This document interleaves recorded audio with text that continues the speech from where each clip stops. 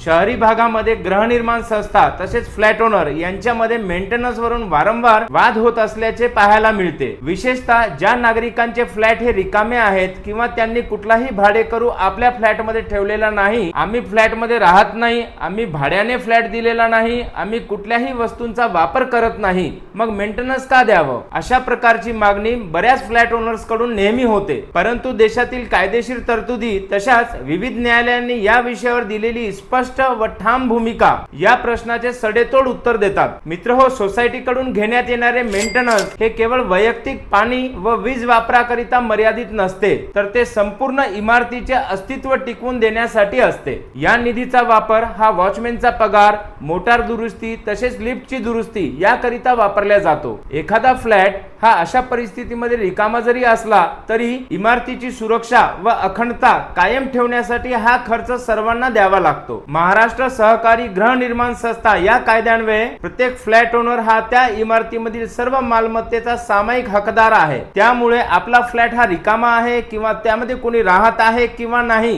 ही बाब तेवढी महत्त्वाची नसते। तसेच इमारतीमधील प्रत्येक फ्लॅट हा त्या इमारतीचा अविभाज्य घटक असल्यामुळे त्यांना मेंटेनन्स देणं आवश्यक आहे। अशाच प्रकारच्या विविध कायदेविषयक विषयावर माहिती मिळण्याकरता व्हिडिओला लाईक करा, जास्तीत जास्त शेअर करा आणि चॅनलला लगेच सबस्क्राईब करा।